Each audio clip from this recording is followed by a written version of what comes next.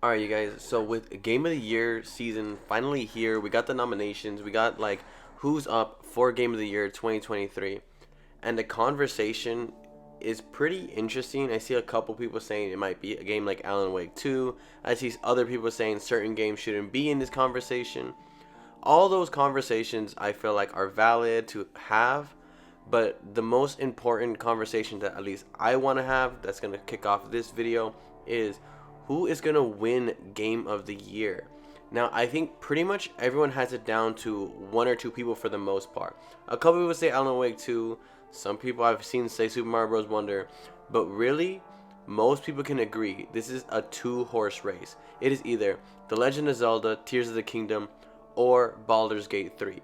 So in this video, I want to talk about what I think is going to win Game of the Year 2023, why I think it's going to win Game of the Year 2023, and I guess why I have kind of a more unbiased opinion towards these two games. I see a lot of like huge Nintendo fans that are surprised that Baldur's Gate 3 is even in the conversation, and I see some Baldur's Gate 3 fans that are surprised that Tears of the Kingdom is again really a competition for Baldur's Gate 3. And I think overall both of them have some valid criticisms against the other, and they have some valid reasons as to why Tears of the Kingdom or Baldur's Gate 3 should be Game of the Year. Now, why is my opinion a little more unbiased than I think most? I played both Baldur's Gate 3 and Tears of the Kingdom, and I have very mixed feelings about both. I don't love either of them. I think they're both flawed in my opinion. They're both amazing and great for the audiences that they have, and they're great games and definitely Game of the Year winners.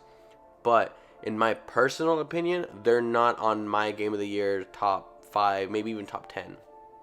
Ultimately, I think they're both great games. They're both amazing, but they're just not my game per se. With all that being said, though, I can see and appreciate how much hard work the development team of each game put into these games, and the reason why they're so innovative, the reason why people are loving them so much, and the reason why they're in the conversation. Anyways, before I continue further, do me a favor, you guys like this video. If you guys like this style of video, please consider subscribing, as that does help me out tons. Let's not waste any more time, and let's actually get back into it. Alright, first things first, let's start talking about Tears of the Kingdom. Tears of the Kingdom was the shoe-in to win Game of the Year 2023, even before 2023 began. It won last year's most anticipated game. Everyone has been hyping this game up pretty much since it was announced, and this has been Nintendo's like prized IP at this point. Legend of Zelda, since Breath of the Wild, has helped Nintendo reach echelons they haven't hit in a very, very long time. Tears of the Kingdom did everything Breath of the Wild did and more. It evolved what was already a Game of the Year, quality game, and made it even better somehow. Now, that was back in 2017, This is 2023, and 2023 competition is stiff. You have games like Baldur's Gate 3 for one. You have Resident Evil 4, which is touted to be one of the greatest games of all time, being remade for modern consoles. Some people might say that's cheating. I might say that's cheating, but in the end of the day, it is a very, very solid game. Super Mario Bros. Wonder, an amazing moment-to-moment gameplay. Alan Wake 2, that's doing some very interesting things narratively. All of this, but yet Tears of the Kingdom is still one of the main, Game of the Year winners in my opinion. I think it's going to come down to either Tears of the Kingdom or Baldur's Gate 3 in the end of the day. Now, Tears of the Kingdom is one of the most innovative games Nintendo has released in a very, very long time. It took the physics and open world that Breath of the Wild, made so popular, made so cool, made so interesting, and it elevated it by adding the sky, like little sky islands. It added the depths where you can go and like go almost like a From Software style game. They added crazy mechanics like building and crafting. Ultra Hand was amazing. All these crazy things that I think a lot of people would never imagine a Legend of Zelda game to be. And now I don't think any of us could really imagine a Legend of Zelda game without it. They really, really changed what an open world is twice. So they did it first with Breath of the Wild, and now they did it again with Tears of the Kingdom. By all accounts, Tears of the Kingdom is an amazing game. It is not without its flaws, however. Obviously, this is running on a Nintendo Switch, which is technically not the strongest, piece of hardware out there. and the glitches show sometimes. There's frame drops. There are blurry textures. The game, in my opinion, doesn't look the best as far as fidelity goes. Art style is a whole other question, but as far as just pure fidelity, it is very blurry. A lot of the images are a little muddied.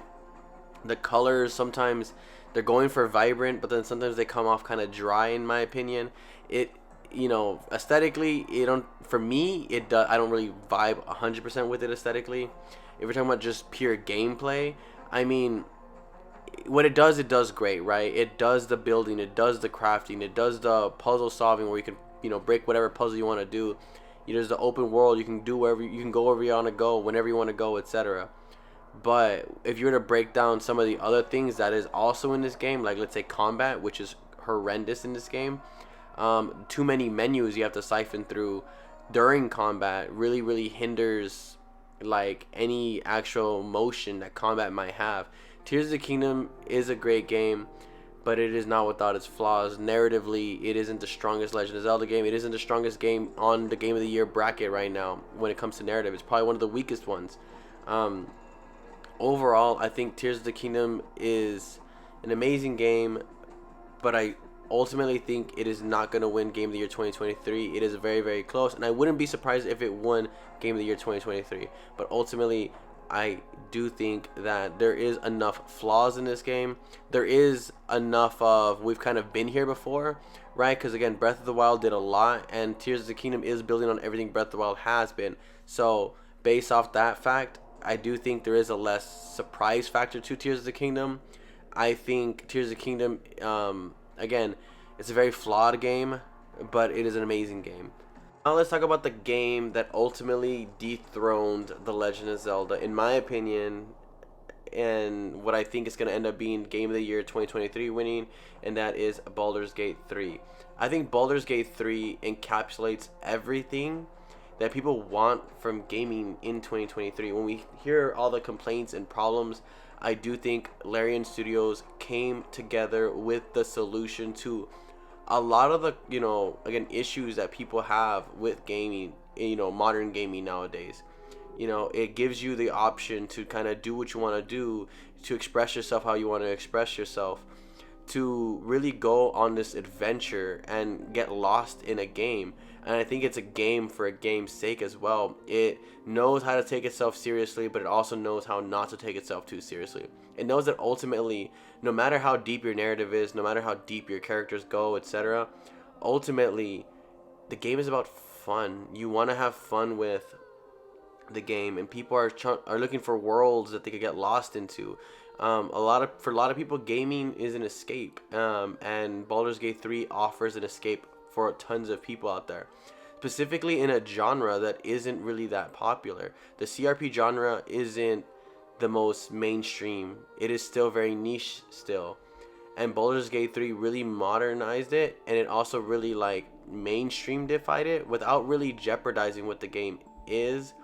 Tons of CRPG fans were hyping this game up prior.